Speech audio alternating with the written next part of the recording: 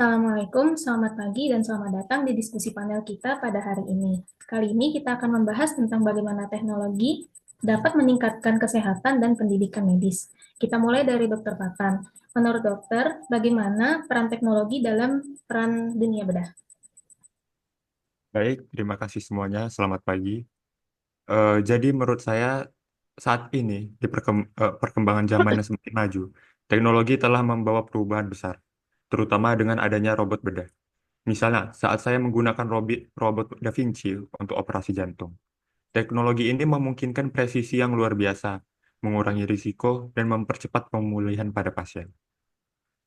Menarik sekali ya Dr. Fatan. Nah, menurut Profesor Sofia, bagaimana teknologi dapat diintegrasikan dalam pendidikan medis?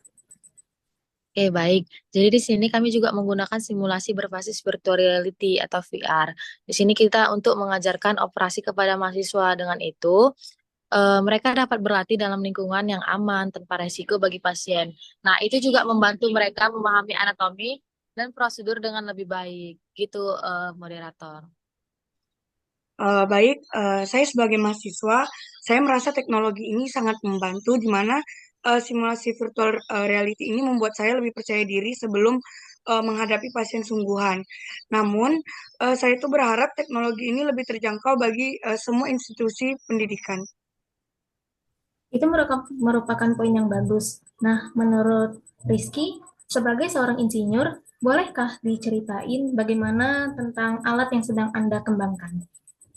Baik, untuk saat ini kami sedang mengembangkan alat yang bernama IoT di rumah sakit.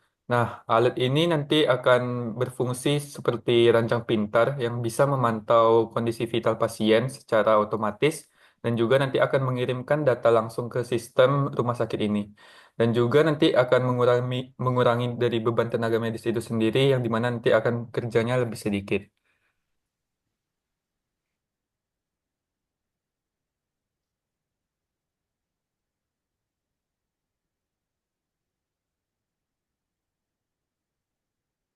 Baik, saya izin menambahkan, jadi saya sebagai perawat juga sangat setuju, dikarenakan saya sering menggunakan wearable devices pada pasien seperti jam tangan kesehatan untuk memantau detak jantung dan tekanan darah, dan data yang dihasilkan juga membantu kami mengambil keputusan lebih cepat.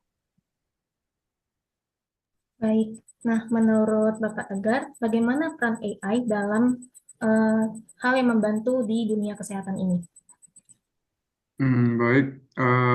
Jadi dari saya, AI kini bisa membaca hasil CT scan dengan MRI juga, dan itu bisa dibaca dengan akurasi yang cukup tinggi. Misalnya, algoritma AI kami bisa dapat mendeteksi kanker paru-paru pada tahap awal, yang mana itu biasa seringkali sulit dideteksi oleh mata manusia. Saya izin menambahkan sebagai kepala rumah sakit. Nah, saya melihat manfaat ini di rumah sakit kami. Dengan adanya telemedicine dan juga AI ini, masyarakat yang berasal dari daerah terpencil atau terpelosok bisa mendapatkan diagnosis tanpa harus datang ke rumah sakit tersebut. Nah, hal itu dapat menghemat waktu dan juga biaya. Terima kasih.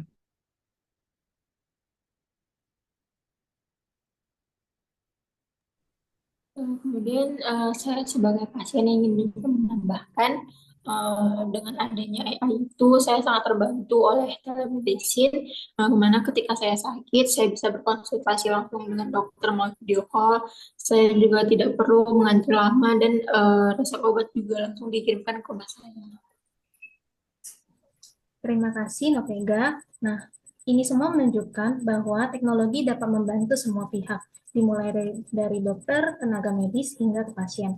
Sebelum kita akhiri, apakah boleh mana tahu apakah ada tantangan dalam yang kita adopsi sebelum kita mengadopsi teknologi dalam dunia kesehatan ini? Oke, baik. Jadi adapun tantangan terbesar yang kita hadapi itu adalah biaya tinggi dan pelatihan SDM, di mana banyaknya tenaga medis yang belum familiar dengan teknologi baru ini. Seperti itu. Baik, saya sangat setuju dengan Prof. Sophia yang dimana tadi mengatakan bahwa biaya tinggi dan pelatihan SDM itu juga sangat tantangan yang sangat besar. Dan juga untuk tambahannya saya menambahkan untuk akses ke teknologi ke daerah terpencil juga harus ditingkatkan karena daerah terpencil itu sangat memerlukan yang namanya akses kesehatan yang sangat maju. Luar biasa. Diskusi kita hari ini menunjukkan bagaimana teknologi bisa merevolusi kesehatan dan pendidikan medis. Mari kita terus bekerja sama untuk memaksimalkan manfaatnya. Mungkin sekian dari diskusi kita hari ini. Kita tutup. Wassalamualaikum warahmatullahi wabarakatuh. Waalaikumsalam. Waalaikumsalam. Waalaikumsalam warahmatullahi wabarakatuh. Warahmatullahi wabarakatuh.